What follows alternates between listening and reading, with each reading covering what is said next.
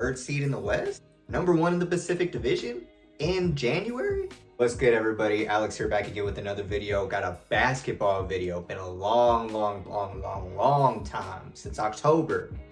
But we got one today. I gotta show my squad some love. So today I'm gonna be talking about the Sacramento Kings. If you go back and look back in October, the very first video I made talking about the Kings, I think I said something along the lines of how we're in trouble.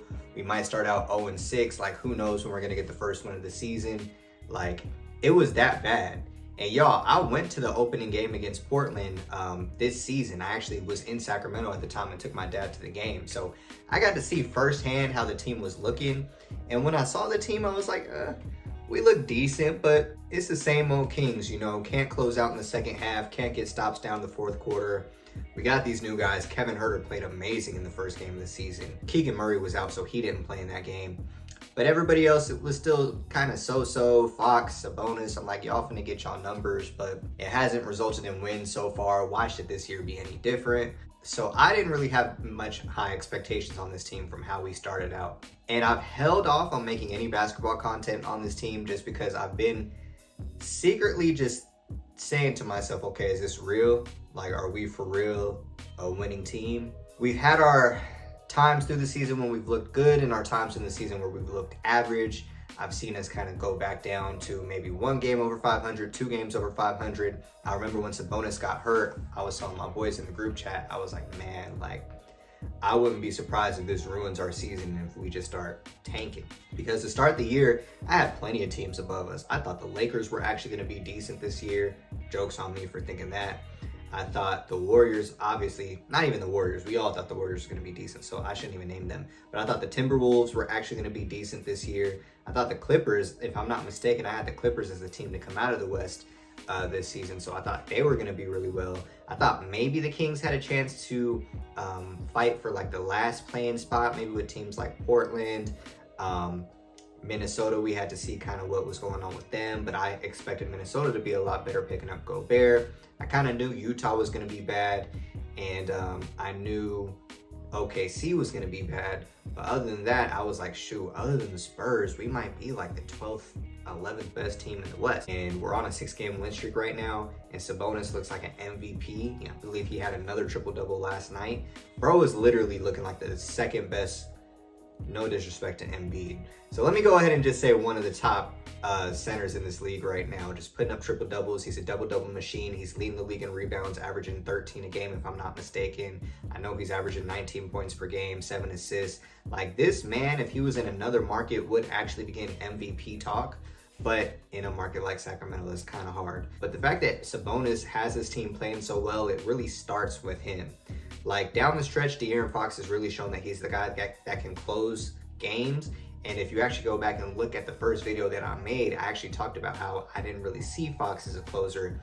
Down the stretch, it seemed like he was always doing turnovers or taking bad threes. But this year, it's like when it's fourth quarter crunch time, give De'Aaron the ball, get out the way. He's played amazing. So De'Aaron definitely should be an all-star as well. We'll see. I think at this point now, the team is good enough to have 2 all-stars. I know earlier in the season, or even a couple of weeks ago when we were just hanging around like the 5th seed, it was like, are the Kings really good enough to get 2 in? But I think at this rate that we're playing right now, it does make sense to have Fox and Sabonis both. And Sabonis for sure is a lock. Fox is kind of so-so.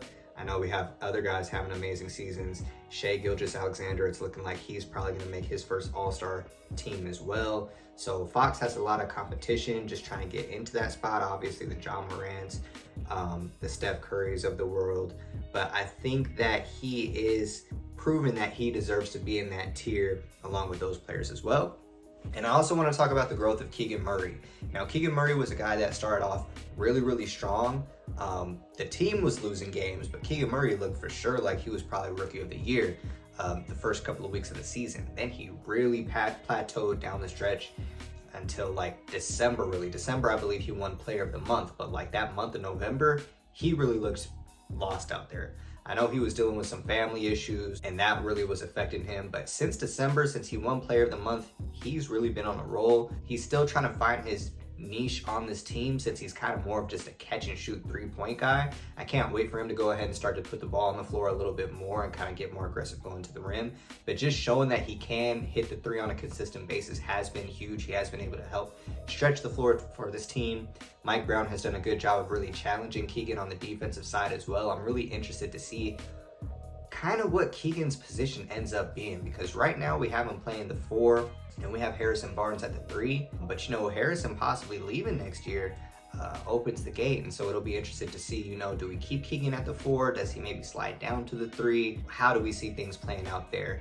And I think Coach Brown is really trying to get him ready for next season, because I think Keegan is really going to have a lot more on his plate in the future, obviously, as he continues to progress. But I like how we're bringing this rookie along. I like that there's not too crazy of expectations on him. And at this point, you can tell he's just out there hooping. He's just having fun right now. So Kevin Huerter has been a huge addition to this team. As I said in the previous video that I made about the Kings, I love Kevin Huerter. I loved what I saw from him in Atlanta. I got to see him live and in person plenty of times, so I know what he brings to the team. As I said in my first video, I said, you know, Kevin Huerter is a guy, he can give you 20, 25 points on a night, but you just have to be aware that following night, he might only give you 10 points, 9 points, somewhere along those lines.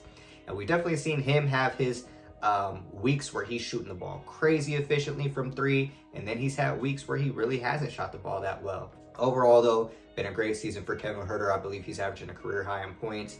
I believe he's shooting like 40% from the 3 or something along those lines right now, and he's just been a huge staple for us. Harrison Barnes, I have a love-hate relationship with Harrison Barnes.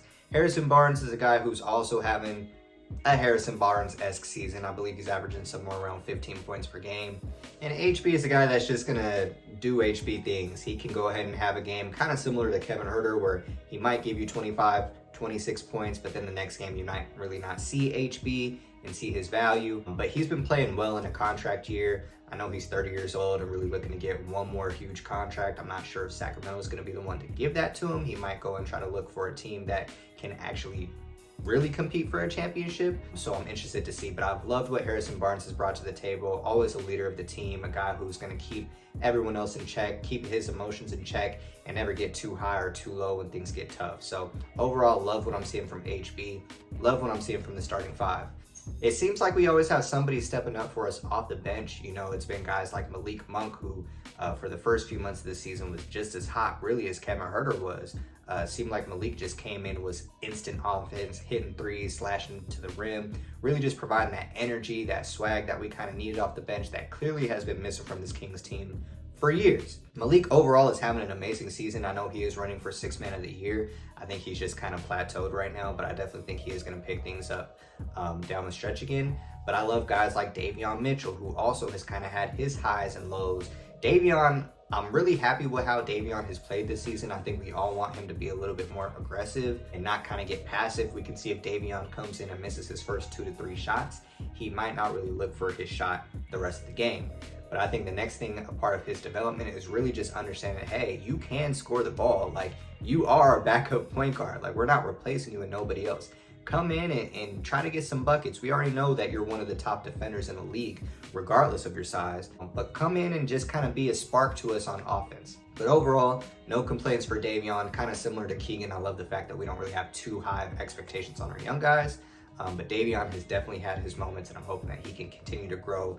And maybe that next year, 3rd year, is the year that he really shines and comes into a point guard who can average 12 points off the bench, 13 points off the bench, and really just show what he can bring from an offensive side as well. I also love what I'm seeing just from the random guys, the Trey Lyles of the world. Trey Lyles might be the most underrated player on our team, and he's really just been consistent as of late for us. Trey Lyles is a guy, I believe we got him last year. I didn't really care for him. I was like, oh, we'll probably just have Trey Lyles for half a season. He can come in, shoot his 3s, do whatever. But this year, yo, Trey Lyles has low-key been hooping for us. Like, we need to keep bro around. I remember earlier in the season when Keegan Murray was struggling, some people were saying, yo, Trey Lyles needs to go ahead and start instead of Keegan Murray. I like what he brings for us off the bench just as another big who can shoot the ball. He's very unselfish. He can post up and get to the rim a little bit, but Trey Lyles has just really surprised me as a player. I didn't expect him to be this good for us. And another guy I want to talk about, I'm just talking about the whole team at this point, but Rashawn Holmes had his best game of the season the other day against the Lakers. You talk about a guy who really hasn't played at all this season. For him to go ahead and come in and what did he have? Was it 16 points? I don't even remember what it was. It might have been 16 or 22. One of the two. I honestly don't remember off the top of my head. But for him to come in from barely playing this season to coming in and thriving against the Lakers when Sabonis was out was huge for us. Really, really like what I saw from him. It's been a disappointment that he hasn't really been able to stay in the rotation, but the fact that he has still kept his spirits high and is willing to put in the work whenever he's called upon is something that we love to see. Even the random guys like Chimezie Metu have came in and given us some good moments from time to time, put back dunks, hitting threes, just providing energy. You know, it's like this whole team, I just love what I'm seeing from everybody. I love that obviously we know what Fox and Sabonis are going to bring to the table, but it's like every single night it seems like we have that third guy showing up. It might be Keegan Murray one night, might be Harrison Barnes one night, Kevin Huerter one night, Malik Monk off the bench one night, Davion Mitchell might really put the clams down and just lock down the other team's top player. It's just something about this team. So for them to sit here at 26-18 and have one of the best prolific offenses in the NBA has been great for us. Defensively, we're not going to talk about that too much. Defensively, this team definitely needs some work, but offensively, them boys is hooping. I don't think that they need to make any trades at this point in the season. Let's just kind of ride everything out. This season, for us, just making the playoffs, in my opinion, is a success. We can finish with the 3rd, 4th seed and lose in the first round, and I will be okay with that. We can drop down to the 5th, 6th seed, lose in the first round, I will be okay with that. For this team just to have that streak of 16 years now of missing the playoffs, dog, we haven't made the playoffs since I was in like 3rd grade or something like that. I'm almost 30 years old now. Like, was my math right? My math might have been not right, but you get the point. It's been since I was a kid, yo, and we need that to change. So, I'm loving what I'm seeing from this team. I want to go ahead and make this video before we play Philly, just because, you know, Philly is hot as well. And Embiid's been playing fantastic. Harden's been playing well. And you just don't know. This team does have an interesting stretch of games coming up. But I love from what I've seen from this team on this 6-game win streak. I love the fact that, you know, OKC was a tough game that we possibly could have lost, but we pulled that out. I love that we were able to pull out the win against the Lakers. Like, I love that we're building up these wins and we're beating the teams that we should beat, but these are teams in the past that we wouldn't handle business the way we've been supposed to. And there's plenty of games in this season that we should have won and haven't really handled business like we were supposed to. So overall, this is me just giving love to the Kings, letting y'all know I love what I'm seeing from the whole squad. Sacramento, light the beam. You know, y'all boys going crazy. I need to come back to the city and check out another game real soon and keep up the work. Maybe I'll go ahead and come on here and start talking about the Kings more often. I don't want to jinx what we have going on, so we'll see. But let me know what you guys think of the Kings this season. Did anybody expect the Kings to be this good? Do you expect this type of play to continue, or do you think they're going to fall off? Let me know down in the comments what you guys think. It's Alex. I'll see you guys in the next video. I'm out. Peace.